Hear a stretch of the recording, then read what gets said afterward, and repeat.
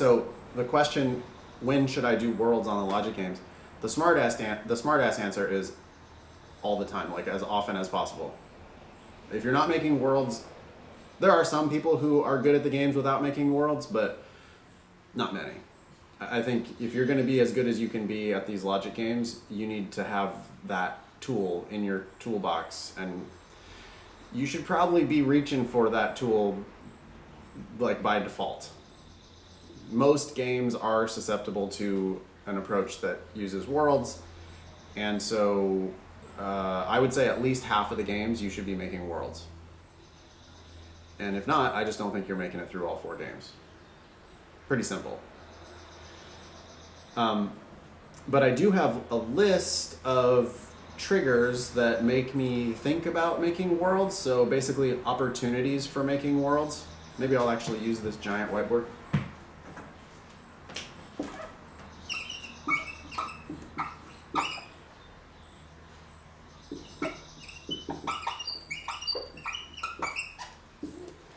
So triggers for when to make worlds. The first most obvious one is a big block.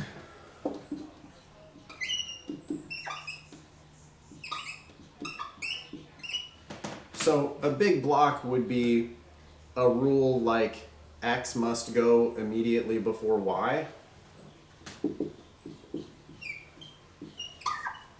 If this was a sequencing game, that big block, X immediately before Y, frequently can only go in a couple spots, especially if there's another rule that combines with it, like X before Y and then before Z.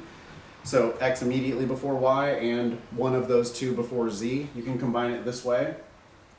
And that right there, I would be like, well, wait a second now. So X and Y, they look like they'd like to go first and second, maybe second and third, maybe third and fourth. But the second they start going fourth and fifth or later, like, am I going to run out of space at the end? So a big block in a sequencing game might look like this. That would be a good opportunity to make worlds. In a grouping game, I tend to do my groups vertically, but if it was just X and Y have to go to the same movie or whatever, that rule I would tend to draw this way since I build my lists vertically. That big block, X and Y, if they have to go to the same movie, then it's like, well, okay, there's only 3 movies they can go to, so I can just put them here, here, or here, and that's my 3 worlds. And so what I'm doing there is I'm spotting a fork in the road. You know, maybe there were only 3 ways to do this. Okay, I see 3 branches on the path. Let me just explore those 3 branches. That's making worlds. In a grouping game, if X and Y can only go in one of 3 different groups, then it's like, yeah, okay, let me go down that path, and that path and see what happens. So that's using a big block to make worlds.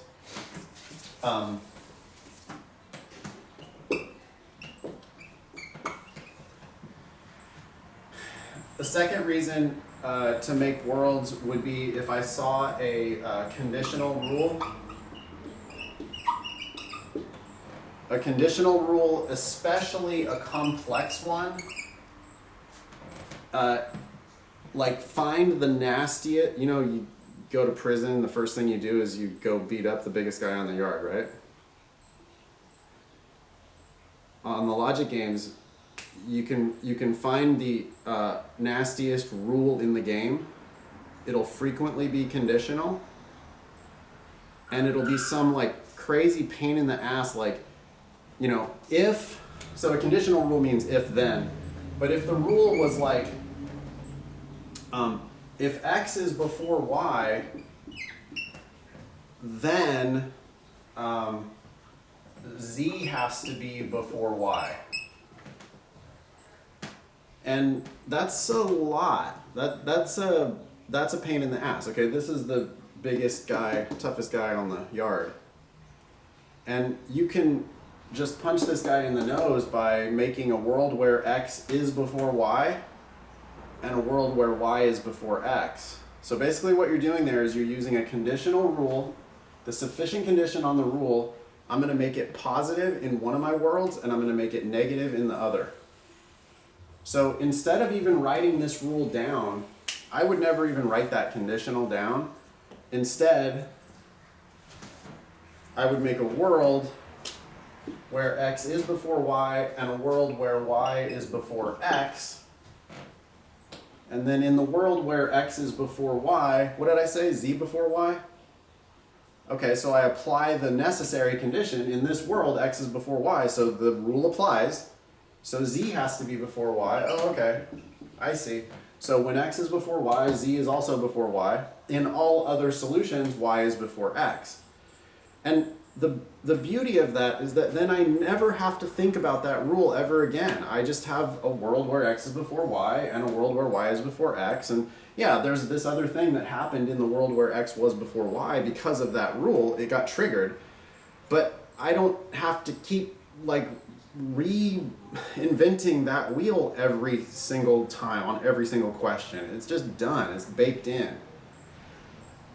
Okay, so a conditional rule can be a real good reason to make worlds, especially a very nasty conditional rule. I would look for the one where it has like the most shit to it, you know? If it was like, if x is before y, then z's fourth, m is not seventh, and p before q, you know, like that would be so great because I would just make a world where the sufficient condition was true and then apply all that shit. And then in all other scenarios, the sufficient condition just has to be false. Of course, nothing happens in the world where the sufficient condition is false because the rule doesn't even apply. But now you're just done with that rule. Make sense? Okay. Another version of that under conditional rule is whenever you see a biconditional. So biconditional rules sound like if and only if, or if but only if, or otherwise. So those all end up having the same effect, right? So the rule there would be like, again, if x is before y, then x is before y if and only if y is before, z is before y. You could make two worlds there, and the if and only if means that when x is before y, z is before y, and then if and only if or otherwise, z is not before y. Oh, okay, so then in the y before x world, if it said if and only if or otherwise, then that means this would have to be false over there, so it's actually y before z in the other world. And so that's two worlds because of the biconditional, or the if and only if, or the otherwise.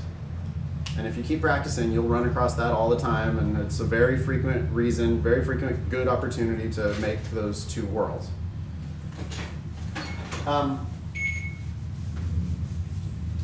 The last thing that I'll say about common triggers for when to make worlds is if you see a super connected player. So it might not be a big block, but it just might be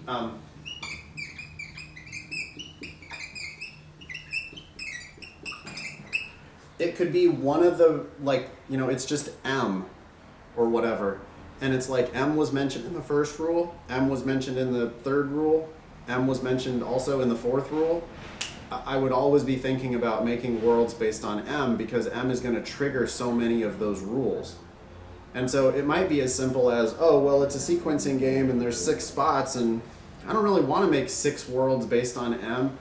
But if M was mentioned that many times, it might be worth just saying, okay, I think M can go in these 6 places. Now let me just apply all these rules into those 6 worlds because I'll start with knowing where M is. Grouping game would be the exact same. It's like, oh, well, M can go in these 4 groups, but then it's going to trigger like all of these rules that mentioned M, so maybe I'll make worlds based on M. So look for big blocks, experiment with making worlds. Look for conditional rules and experiment with making worlds. And then look for players that are connected, just players that are mentioned more than once, and look to make worlds there as well.